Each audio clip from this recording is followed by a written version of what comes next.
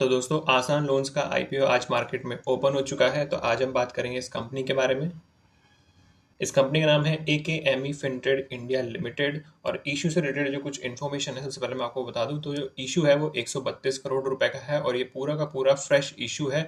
इसमें से कोई भी ऑफर फॉर सेल नहीं है, यानी कोई भी प्रमोटर अपनी होल्डिंग को नहीं बेच रहा है। ये पूरा का पूरा फ्रेश इशू है। और इसका मैं यूज बताऊं तो ये जो ऑब्जेक्ट है वो ये है कि कैपिटल बेस ऑगमेंटेशन के लिए, यानी कि CRAR के मेंटेनेंस को मेंटेन करने के लिए और फ्यूचर एक्सपेंशन करने के लिए।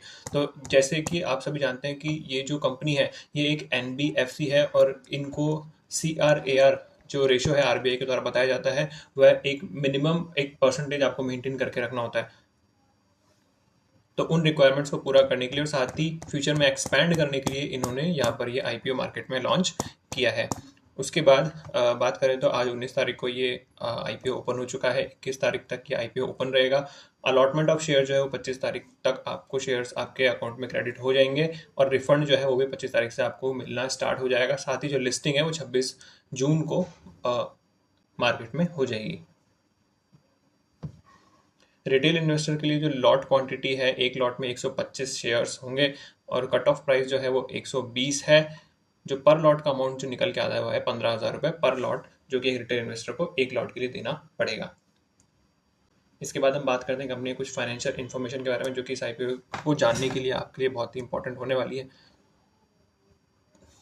तो यहाँ पे आपको 9 महीने का डेटा दे रखा है और यहाँ पर ये पिछले 3 सालों का डेटा और आपको यहाँ पे प्रोवाइड किया गया है। यहाँ पर रेवेन्यू में देखें तो रेवेन्यू में जरूर थोड़ी सी गिरावट आपको देखने को मिलती है।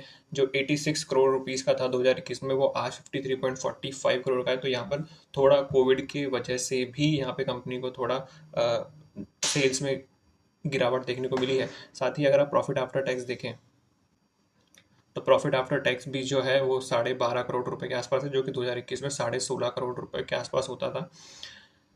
बीच में जरूर इसमें थोड़ी गिरावट आई है, उसके बाद वापस ये थोड़ा 16 करोड़ के आसपास आने की कोशिश कर रहा है। तो प्रॉफिट में भी थोड़ी गिरावट है। साथ ही प्रॉफिट परसेंटेज जो है, प्रॉफिट मार्जिन जो है वो 22.91% है। यहाँ पे प्रॉफिट परसेंटेज जो है कंपनी ने अच्छे से मेंटेन किया है, लेकिन जो सेल्स है, जो रेवेन्यू है कंपनी की, उसमें इतनी तेजी यहाँ पर नोटिस नहीं की गई है। साथ ही नेटवर्थ की मैं बात करूँ तो नेटवर्थ कंटिन्यूसली इंक्रीजिंग है। नेटवर्थ आप समझते हैं कि इक्विटी शेयर्स और इक्विटी शेयर्स को मिलने वाले सारे रिजर्व्स को हम एक तरीके से नेटवर्थ बोलते हैं। तो नेटवर्थ जो है वो कंपनी की इंक्रीज हुई है, ये अच्छी बात है। यहाँ पे अगर आप रिजर्व एंड सरप्लस भी देखें तो रिजर्व एंड सरप्लस भी कंटिन्यूस बढ़ रहे हैं, तो ये भी एक अच्छा संकेत है। उसके बाद असेट साइज देखें तो कंपनी की 2021 से कंपेयर करें तो आज थोड़ी कम है, लेकिन अगर पिछले 2 सालों में देखा जाए तो असेट साइज भी कंपनी का इंक्रीज हुआ है। ROE जो है बहुत लोगों के लिए इंपॉर्टेंट फैक्टर होता है, तो वो 5.64% है, जो कि उतना सिग्निफिकेंट नहीं है। अगर 2021 की बात करें तो 12.5% पे था। NPA की बात करें तो NPA का जो रेशियो, जैसे कि NBFC है तो यहाँ पे NBFC और बैंकिंग सेक्टर्स वगैरह के लिए, फाइनेंशियल सेक्टर्स के अंदर जो NPA है वो एक इंपॉर्टेंट फिगर होता है, बहुत लोगों के लिए इंपॉर्टेंट फिगर होता है इन्वेस्टमेंट डिसीजन लेने के लिए। तो वो जो है वो 1.94% है। तो इसमें भी कंटिन्यूस गिरावट हुई है, तो ये भी एक अच्छा संकेत है। तो ओवरऑल देखा जाए तो कंपनी के रेवेन्यू में इतनी तेजी यहाँ पर नोटिस नहीं की गई है।